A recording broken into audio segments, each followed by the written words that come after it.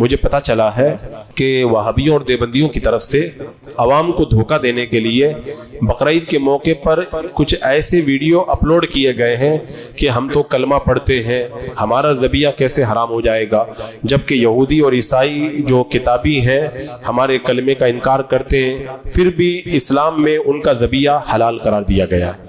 اب نوجوان بھولا بالا جب سنتا ہے تو وہ حیرت میں ڈوب جاتا ہے کہ عیسائیوں اور یہودیوں کا ذبیحہ جب حلال ہے تو دیوبندی وہابی تو کلمہ پڑھتے ہیں، ان کا ذبیحہ حلال کیوں نہیں ہوگا؟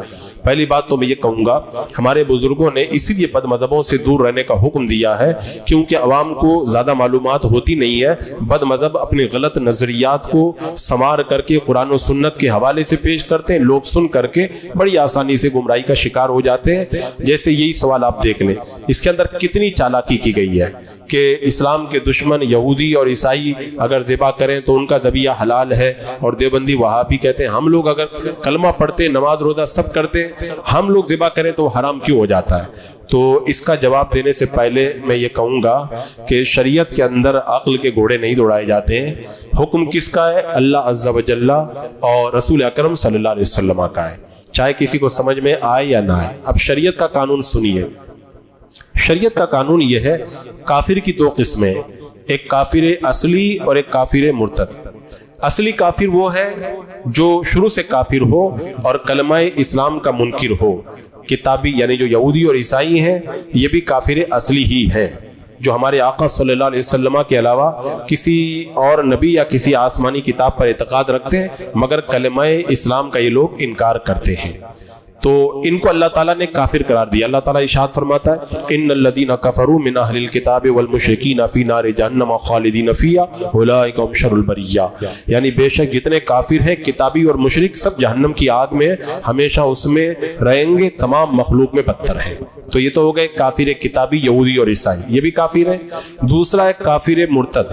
کافر کی دوسری قسم ہے کافر مرتد، یہ وہ کافر ہے جو کلمہ پڑھتے ہیں اور کلمہ پڑھتے ہوئے کفر کریں، جیسے وہابی دیوبندی یہ اسلام کا کلمہ پڑھتے ہیں، اپنے آپ کو مسلمان کہتے ہیں، مگر اپنے عقائد کفریہ کی وجہ سے کافر مرتد ہے، جیسا کہ مکہ معظمہ، مدینہ منورہ، ہند و پاک وغیرہ کے سینکڑوں علماء کرام نے ان کے مرتد ہونے کا فتویٰ دیا ہے۔ اب آپ سمجھ گئے، کافر یہودی اور عیسائی بھی ہیں، کافر دیوبندی اور وہابی بھی ہیں، لیکن دونوں میں فرق کیا ہے؟ کتابی جو ہے یہودی اور عیسائی وہ کافر اصلی ہے، اور یہ کافر مرتد ہے۔ تو اب ان دونوں کے بارے میں شریعت کا قانون سنیں۔ اللہ تعالیٰ ارشاد فرماتا ہے وَطَعَامُ الَّذِينَ أُوتُوا الْكِتَابَ حِلٌّ لَكُمْ۔ اس آیت کی تفسیر حضرت عبداللہ بن عباس نے فرمائی، جس کا مطلب یہ ہے کتابیوں کا ذبیحہ تمہارے لیے حلال ہے، یعنی اگر کوئی کتابی یعنی یہودی اور عیسائی مسلمان کے سامنے ذبح کرے اور یہ معلوم ہو کہ اللہ کا نام لے کر ذبح کیا گیا ہے تو اس کا ذبیحہ حلال ہے۔ یہ تو کتابی کا ذبیحہ کا حکم ہو گیا، اور رہ گئے دیوبندی وہابی جو مرتد کافر ہیں، ان کے بارے میں فقہاء کرام نے، علماء اسلام نے یہ صراحت کی ہے کہ مرتد کا ذبیحہ حرام ہے۔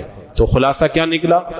اسلام نے، شریعت مطہرہ نے کتابی کا حکم الگ بیان کیا ہے اور مرتد کا حکم الگ بیان کیا ہے، مگر دیوبندی وہابی دھوکہ دینے کے لیے کہتے ہیں کہ کتابی کا ذبیحہ جب حلال ہے تو ہمارا ذبیحہ بھی حلال ہونا چاہیے۔ یہ دھوکہ ہے ان کا۔ اسلام کے اندر کتابی کا حکم الگ ہے اور مرتد کا حکم الگ ہے۔ دیوبندی وہابی یہ مرتد ہے، ان کا ذبیحہ حرام ہے، کتابی یہودی اور نصرانی ان کا ذبیحہ حلال ہے۔ پھر دوسری بات آپ دیکھیں، کتابی کا ذبیحہ کب حلال ہو؟ جب مرتد نہ ہو، لیکن اگر کوئی مسلمان تھا پھر وہ کتابی بن گیا تو یہ مرتد ہو گیا، اب اس کا ذبیحہ مردار ہو جائے گا۔ تو آپ جب دیکھیں جب مسلمان کتابی ہو جائے تو اس کا ذبیحہ حرام ہو جاتا ہے، تو جو مسلمان ہونے کے بعد وہابی ہو جائے تو اس کا ذبیحہ کیسے حرام نہیں ہوگا؟ اس کا ذبیحہ بدرجہ اولا حرام رہے گا۔ اور اخیر کے اندر میں آخری بات کہتا ہوں، ان دیوبندیوں کا، وہابیوں کا فرار دیکھیں۔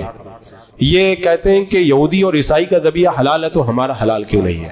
حالانکہ اس زمانے کے اندر اکثر یہودی اور نصرانی کتابی نہیں رہ گئے، نیچری، اس لیے اس زمانے میں وہ اہل کتاب نہیں ہیں، لہذا آج کل کے یہودیوں اور نصرانیوں کے ذبیحہ کو مطلقاً حلال کہنا یہ بھی فریب ہے، کیونکہ وہ زیادہ تر نیچری اور دہریہ، ان کا ذبیحہ حلال نہیں ہے۔ آج کل کے یہودیوں اور اکثر نصرانیوں کا ذبیحہ یہ حرام ہے۔